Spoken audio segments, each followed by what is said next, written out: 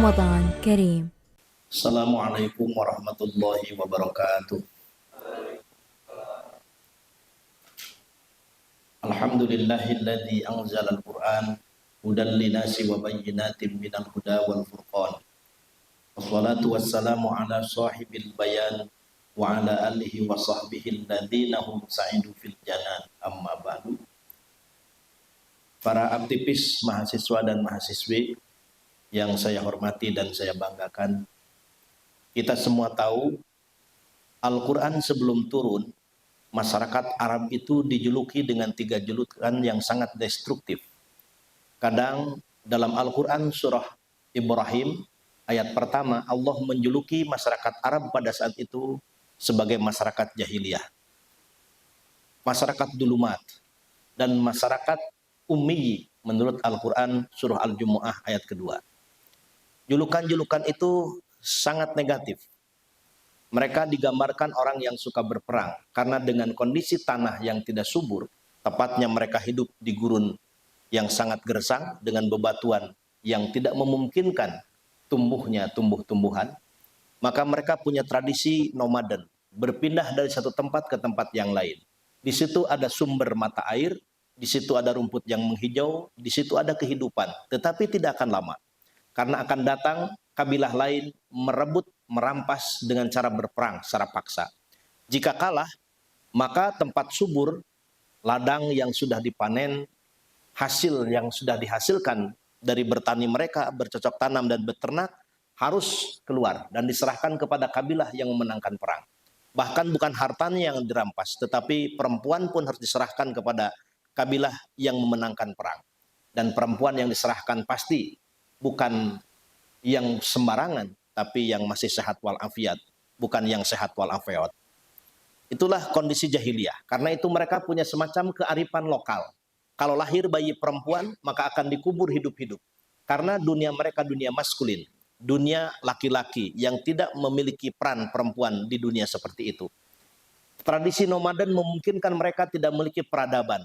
Karena tidak memiliki peradaban, maka Al-Quran menyebutnya masyarakat jahiliyah, masyarakat yang bodoh, masyarakat dulumat, masyarakat yang tenggelam dalam kejahiliahan secara kelam, masyarakat yang ummi. Walladzi ba'asa fil ummiyina, Allah yang telah mengutus kepada kaum yang ummi rasulan, seorang utusan, yaitu Nabi Muhammad sallallahu alaihi wasallam. Inilah gambaran masyarakat jahiliyah. Dan masyarakat jahiliyah ini bukan tidak mengenal Tuhan, bahkan bukan tidak mengenal Allah, sebab nama Allah itu sudah terkenal jauh sebelum mereka menerima dakwah dari Nabi Muhammad sallallahu alaihi wasallam. Sehingga beberapa ayat dalam Al-Quran ketika mereka ditanya, man khalaqas samawati wal ard, siapakah pencipta langit dan bumi? Mereka menjawab, pencipta langit dan bumi ini adalah Allah. Bahkan ketika ditanya, siapakah yang mencipta diri kalian? La yaqulunallah, mereka menjawab Allah. Tetapi mereka memandang Allah itu begitu suci. Yang suci tidak bisa didekati oleh yang kotor. Maka mereka membuat simbol-simbol Tuhan, yang simbol-simbol Tuhan itu disimpan di dinding-dinding Ka'bah, lalu mereka sembah sebagai bentuk penyembahan kepada Allah melalui perantara yang disebut dengan berhala atau sonamun. Dan jika banyak berhalanya disebut asnamun. Berhala-berhala itulah yang kemudian disembah. Mereka pun punya keyakinan lahir ke dunia ini tidak mengenakan kain sehelai pun, bahkan tidak ada benang selembar pun. Karena itu ketika menyembah Tuhan, mereka ingin sejatinya baru lahir ke dunia tanpa melekat di tubuhnya benda-benda dunia.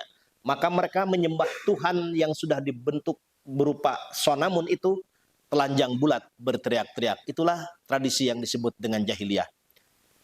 Kendati pun mereka yakin dan percaya pencipta dirinya adalah Allah, tetapi secara uluhiyah mereka tidak menuhankan Allah subhanahu wa ta'ala. Ini problem musyrik atau problem mengingkari keesaan dan kekuasaan Allah subhanahu wa ta'ala. Maka Nabi Muhammad SAW diutus oleh Allah subhanahu wa ta'ala untuk menyempurnakan mereka, dan buku pedoman penyempurnaan itu bernama Al-Quranul Karim, yang diturunkan Allah subhanahu wa ta'ala pada bulan Ramadan ini menurut Al-Baqarah ayat 185. Syahrul Ramadan alladzi unzila fihil Qur'an hudan linasi wa bayyinatin minal huda wal furqan. pada bulan Ramadan Allah menurunkan Al-Quran. Para ulama bersepakat menyebutnya pada tanggal 17 Ramadan. Al-Quran diturunkan ketika Nabi bertahanus, berkontemplasi di salah satu guha yang disebut dengan Gor Hiro atau Gua Hiro, di puncak Jabal Nur atau Gunung Nur, gunung bertabur cahaya. Allah mengutus Jibril yang disebut dengan Ruhul Amin, ruh yang terpercaya. Ruh yang terpercaya ini begitu berhadapan dengan baginda Nabi, menyampaikan perintah Allah, Iqra, bacalah, artinya begitu. Dan dijawab oleh Nabi, Ma'ana biqori, aku tidak bisa membaca.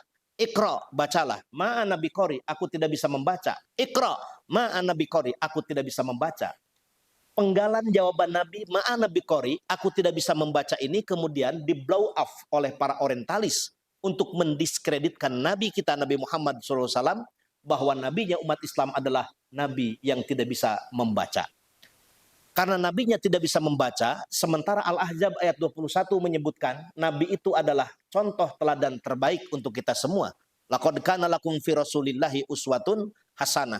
Sungguh telah ada pada diri Nabi itu adalah qudwah, uswah, contoh teladan terbaik buat kita. Jika nabinya tidak bisa membaca, kita mencontoh kepada nabi yang tidak bisa membaca, maka umatnya diharapkan supaya tidak bisa membaca. Inilah kepentingan orientalis memblow up jawaban Nabi, Ma'ana biqori, aku tidak bisa membaca. Padahal di depan para mahasiswa yang cerdas, yang pintar ini, kalau saya perintahkan, silahkan Anda baca. Kira-kira kalau saya perintahkan Anda membaca, bisa membaca apa tidak? Tidak bisa membaca. Kenapa? Karena saya ketika perintahkan Anda membaca, saya tidak memperlihatkan media yang bisa Anda baca. Berbeda halnya kalau saya tunjukkan tulisan. Misalkan, tulisannya di sini, tulis saja yang besar. Ya. Kira-kira bisa membaca nggak? Apa ini bacaannya? Unpas. Jibril ketika memerintahkan Nabi Iqra, bacalah. Jibril tidak bawa spanduk yang bertuliskan layaknya mahasiswa yang sedang aksi demonstrasi. Atau tidak seperti narasumber yang menayangkan PowerPoint yang bisa dibaca. Atau tidak seperti dosen yang menuliskan whiteboard dengan spidol sehingga ada tulisan yang bisa dibaca. Jadi semata-mata Nabi mengatakan aku tidak bisa membaca, tidak menunjukkan sama sekali ketidakmampuan Nabi untuk membaca.